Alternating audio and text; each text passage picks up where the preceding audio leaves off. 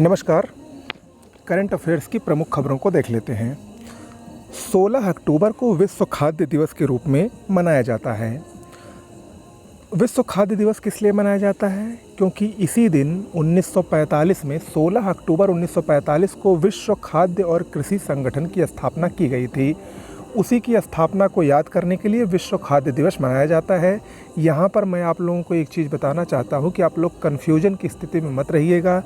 एक होता है विश्व खाद्य सुरक्षा दिवस, ये 7 जून को मनाया जाता है, तो दोनों में अंतर रखिएगा। 16 अक्टूबर को विश्व खाद्य दिवस, ये भुखमरी के खिलाफ 150 देश लगभग इसको विश्व के मनाते हैं, और 7 जून को विश्व खाद्य सुरक्षा दिवस मनाया जाता है। तो दोनों डेट महत्वपूर्ण है, याद रखिएगा। ICC player of the month सितंबर 2023 माह के लिए ICC player of the month की घोषणा कर दी गई है, जिसमें मेंस वाली श्रेणी में पुरुष वर्ग में भारत के शुभमन गिल को यह पुरस्कार इस बार दिया गया है। वहीं महिलाओं में श्रीलंका की चमारी अटापट्टू को सितंबर 2023 के लिए आईसीसी का प्लेयर ऑफ द मंथ का पुरस्कार दिया गया है। ओके। पंकज बोहरा ये Indo American chamber of commerce के नए राष्ट्रीय अध्यक्ष बनाए गए हैं। Indo American chambers of commerce ये भारत और अमेरिका के बीच व्यापार और विनिवेश को बढ़ावा देता है। इसकी स्थापना 1968 में की गई थी। मुंबई, यहाँ पर 114वें अंतर्राष्ट्रीय ओलंपिक समिति सत्र का आयोजन हो रहा है, जिसका उद्घाटन भारत के प्रधानमंत्री श्री नरेंद्र मोदी द्वारा किया गया।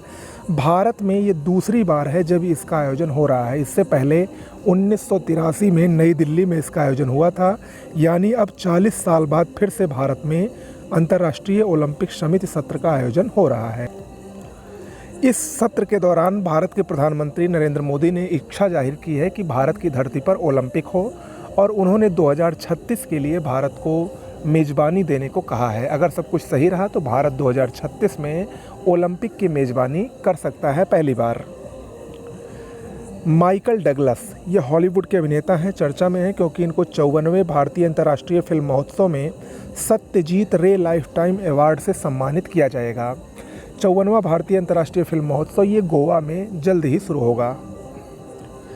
नीरज चोपड़ा हाल ही में एशियन गेम्स के गोल्ड मेडलिस्ट और ओलंपिक के भी गोल्ड मेडलिस्ट हैं। ये इनको 2023 के लिए पुरुष एथलीट ऑफ द ईयर का पुरस्कार दिया गया है। वहीं ग्लोबल स्पोर्ट्स चैरिटी संस्था लॉरियस ने इनको अपना ब्रांड एम्बेसडर भी बनाया है। तो ये 2 वजह से चर्चा में है, याद रखिएगा, परीक्षा की दृष्टि से महत्वपूर्ण है। अगली खबर संयुक्त राष्ट्र मानवाधिकार परिषद से है। अभी हाल ही में संयुक्त राष्ट्र मानवाधिकार परिषद में 15 नए सदस्यों का चुनाव हुआ है, और ये जो सदस्य हैं 3 वर्षों के लिए चुने गए हैं। 1 जनवरी 2024 से इनका कार्यकाल प्रभावी होगा। इनके जो 15 सदस्य नए जुड़े हैं उनको देख लीजिए, हो सकता है एग्जाम में पूछ ले।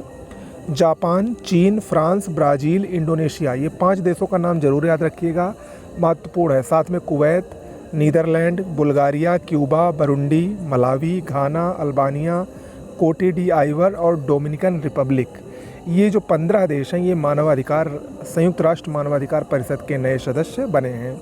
ओके, आज के लिए इतना ही। नमस्कार।